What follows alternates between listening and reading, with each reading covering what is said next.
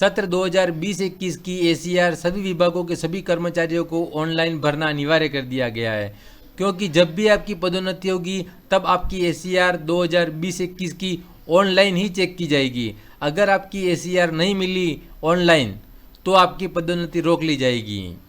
अब एसीआर का नाम बदलकर एपीएआर कर दिया गया है, अर्थात वार्षिक कार्य मूल्यांकन प्रतिवेदन। सत्र 2020-21 में एसीआर को 3 श्रेणियों में बांटा गया है, फॉरम फर्स्ट, फॉरम सेकंड और फॉरम थर्ड। फॉरम फर्स्ट राज्य सेवा के लोक सेवकों को भरना है। फॉरम जो सेकंड है वह राज्य सेवा के लोक सेवा के अलावा जो भी सेवक हैं उन्हें भरना है, तथा फॉरम थर्ड अधीनस्थ और मंत्रालयिक सेवा पर कार्यरत लोक सेवकों को भरना है। फॉर्म भरने का काम तो आप आसानी से कर लोगे क्योंकि ये तो इजी है, लेकिन उसके पहले जो प्रोसीजर है वो बहुत ही पेचीदा है, जिसे आप सावधानी से समझिएगा। वार्षिक कार्य मूल्यांकन प्रतिवेदन में इन 4 बिंदुओं के सिलेक्शन में आपको सावधानी रखनी है, और इनमें से भी महत्वपूर्ण है वह है रिपोर्टिंग ऑफिसर और रिव्यूइंग ऑफिसर, क्योंकि इस बार की जो एसीआर है वह ग्रामीण की अलग है और शहरी की अलग है। दूसरा, इसमें पद वाइज भी अलग अलग कर दिया है, वो पहले भी था लेकिन इस बार थोड़ा सा उसे समझना पड़ेगा, उसके बाद ही आप उसे आसानी से कर पाओगे। अगर आपने रिपोर्टिंग ऑफिसर और रिव्यूइंग ऑफिसर को पहले से ही नहीं जाना तो आप इनके टेबों में उलझ जाओगे, और आपकी एसीआर भेजनी अगर डूंगरपुर है तो आपकी एसीआर चली जाएगी खेरवाड़ा, फिर वहाँ से आपको कैंसिल कराना बहुत भारी हो जाएगा। इसीलिए इसे सावधानी से सिलेक्शन करिएगा। अब हम इसी मैटर को देखते हैं। अब हम एसीआर भेजने की पूरी चैनल को समझते हैं। आप अपने से संबंधित चैनल को नोट कर लीजिएगा, जैसे कि जो लोक सेवक या प्रतिवेदित कर्मचारी राजकीय माध्यमिक एवं उच्च माध्यमिक विद्यालय में कार्यरत समस्त तृतीय श्रेणी अध्यापक लेवल 1, लेवल 2, शारीरिक शिक्षक तृतीय श्रेणी, पुस्तकालय अध्यक्ष तृतीय श्रेणी, कनिष्ठ सहायक, प्रयोगशाला सहायक ग्रेड तृतीय, उनका रिपोर्टिंग ऑफिसर होगा संस्था प्रधान, तथा समीक्षक ऑफिसर होगा मुख्य ब्लॉक शिक्षा अधिकारी महोदय। अगर आपने इन दोनों का सिलेक्शन सही रूप से कर दिया तो यहाँ पर आपको ज़्यादा समस्या नहीं होगी, अतः यहाँ पर आपको सावधानी रखनी है। ग्रामीण क्षेत्र में जो राजकीय प्राथमिक विद्यालय हैं, उच्च प्राथमिक विद्यालय हैं, उनमें कार्यरत L1, L2 और प्रबोधक का जो रिपोर्टिंग ऑफिसर होगा वह पदेन पंचायत प्रारंभिक शिक्षा अधिकारी होगा, अर्थात PEEO। और यहाँ पर है रिव्यूइंग ऑफिसर मुख्य ब्लॉक शिक्षा अधिकारी महोदय। ग्रामीण क्षेत्र में उच्च प्राथमिक विद्यालयों में कार्यरत शारीरिक शिक्षक ग्रेड तृतीय, उनका भी पदेन पंचायत प्रारंभिक शिक्षा अधिकारी होगा, यहाँ पर मुख्य ब्लॉक शिक्षा अधिकारी होगा। लेकिन इनका देखिएगा, यहाँ पर जिला शिक्षा अधिकारी मुख्यालय माध्यमिक है और यहाँ पर ऊपर ग्रामीण क्षेत्र का प्रारंभिक है, तो यहाँ पर आप सावधानी से देख लीजिएगा।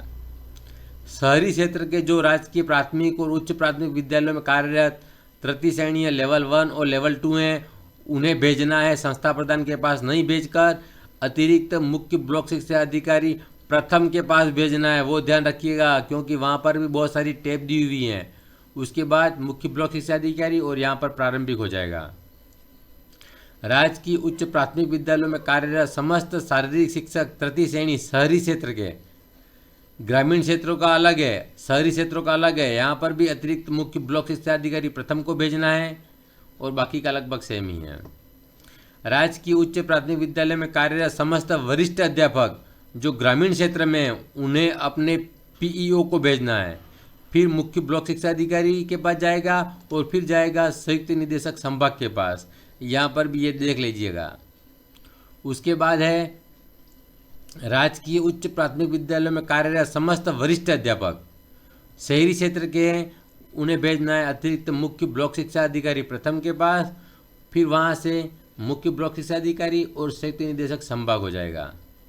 उसके बाद देखिएगा आप 8 नंबर पे हैं, राजकीय माध्यमिक एवं उच्च माध्यमिक विद्यालय में कार्यरत समस्त वरिष्ठ अध्यापक, शारीरिक शिक्षक ग्रेड द्वितीय, पुस्तकालय अध्यक्ष ग्रेड द्वितीय, वरिष्ठ सहायक, सहायक प्रशासनिक अधिकारी, प्रयोगशाला सहायक ग्रेड द्वितीय, इन्हें सिर्फ अपने संस्था प्रधान को भेजना है और इनका रिव्यूइंग ऑफिसर मुख्य ब्लॉक शिक्षा अधिकारी होगा और स्वीकारकर्ता होगा उनका संयुक्त निदेशक संभाग। राज्य की उच्च माध्यमिक विद्यालय में कार्यरत समस्त व्याख्याता, शारीरिक शिक्षक ग्रेड प्रथम, पुस्तकालय ग्रेड प्रथम संस्था प्रधान को भेजेंगे। फिर मुख्य ब्लॉक शिक्षा अधिकारी और निदेशक माध्यमिक शिक्षा। राज्य की माध्यमिक एवं उच्च माध्यमिक विद्यालय में कार्यरत समस्त प्रधानाध्यापक तथा प्रधानाचार्य मुख्य ब्लॉक शिक्षा अधिकारी को भेजेंगे। वहां से मुख्य जिला शिक्षा अधिकारी और निदेशक माध्यमिक शिक्षा। एपीएआर को प्रस्तुत करने की समय सारणी इस प्रकार से है। आप निर्धारित समय से पहले एसीआर को अपने संस्था प्रधान या नियंत्रक अधिकारी के पास भेज दीजिएगा। विद्यालयों में कार्यरत लोक सेवकों के लिए है 15 अगस्त और बाकी कार्यालयों में कार्यरत लोक सेवकों के लिए है 10 अप्रैल। प्रतिवेदक अधिकारी द्वारा जो विद्यालयों में हैं उन्हें 15 सितंबर तक भेजनी है और समीक्षक के लिए 20 सितंबर है और समीक्षक अधिकारी द्वारा प्रतिवेदन टिप्पणी अंकित करना व संबंधित कार्यालयों को संधारण हेतु भिजवाना 20 अक्टूबर तक यह कार्य कर लेना है। स्टाफ विंडो में आप जैसे ही लॉगिन करोगे आपका जो होम टैब है वहाँ पर देख लीजिएगा नीचे एपीएआर लिखा हुआ है। एपीएआर पर जैसे ही आप क्लिक करोगे एपीएआर डैशबोर्ड खुल जाएगा। आप डैशबोर्ड के ऊपर आपको एक बार क्लिक करना है तो एसीआर भरने का डिटेल खुल जाएगा। यह मेरा कर्मचारी डिटेल है जो कि ये पर्सनल है, इसीलिए मैंने इसे हाइड कर दिया है। आपका अगर यहाँ कर्मचारी डिटेल में कोई गलती हो तो आप सलाह दर्पण में जाकर प्रपत्र 10 में चेंज कर दीजिएगा, यहाँ पर भी चेंज हो जाएगा। अब यहाँ पर इन टैब को एक बार सावधानी से समझिएगा। यहाँ पर क्लिक टू फिल है और एडिट न्यू एपीआर, यहाँ पर आप भर भी सकते हो और एडिट भी कर सकते हो। आपने अगर एपीआर भर दी है लेकिन भेजी नहीं है तो वो पेंडिंग एपीएआर में यहाँ पर बोलती रहेगी। जैसे कि अब मेरी एक एपीआर भेजनी बाकी है 20-21 की। यहाँ फील्ड एपीआर, भरी हुई एपीआर आपको यहाँ पर दिखाई देगी और अगर आपकी एपीआर स्वीकृत हो गई तो वहाँ पर व्यू एपीएआर स्टेटस में जाकर आप देख लीजिएगा आपकी एपीआर की क्या स्थिति है। आप जो भी एपीआर भरोगे, जितनी भी भरोगे वो आपको यहीं पर दिखेंगी। आप जैसे ही क्लिक टू फिल या फिर एडिट न्यू एपीआर वाले टैब पर यहाँ पर क्लिक करोगे तो एपीआर भरने का ऑप्शन खुल जाएगा।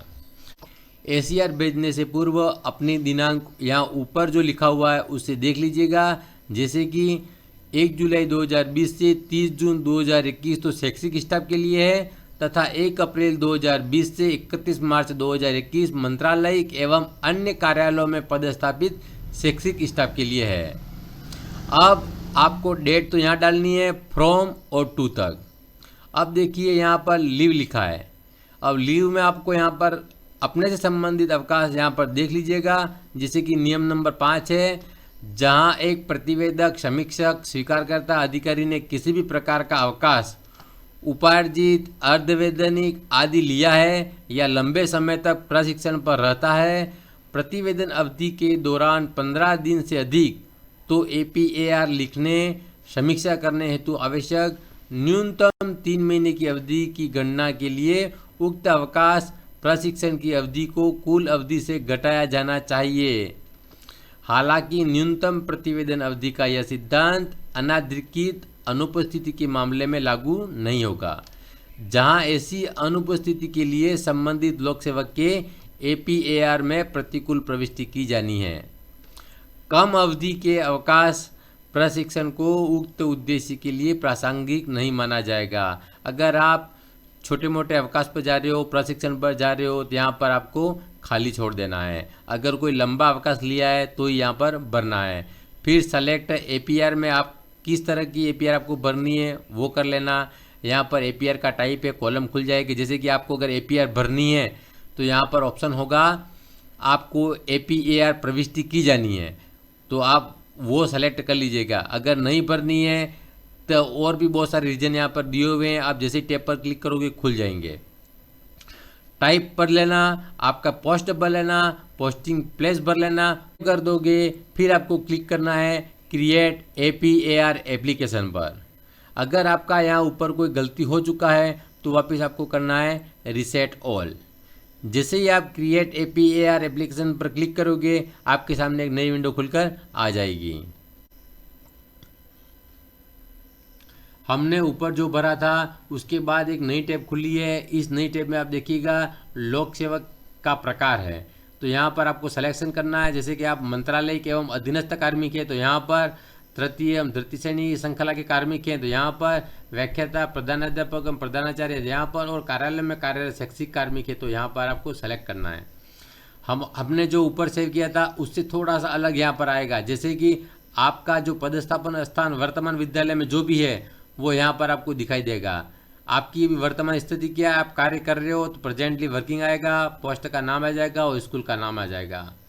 अब आपको जो APAR पीरियड है वो देख लीजिएगा। यहाँ पर ये आ रहा है अपना 1 जुलाई 2020 से 30 जून 2021। जैसे कि ये तो मैं तो शैक्षिक स्टाफ हूँ इसलिए। अब यहाँ पर सबसे ज़्यादा समस्या होने वाली है ऑफिसर्स में। अगर यहाँ पर जैसे हम रिपोर्टिंग ऑफिसर और रिव्यूइंग ऑफिसर का नाम दोनों यहाँ पर आना चाहिए। अभी यहाँ पर नाम खाली है, यहाँ पर भी खाली है, तो हम चूज ऑफिसर पर क्लिक करेंगे।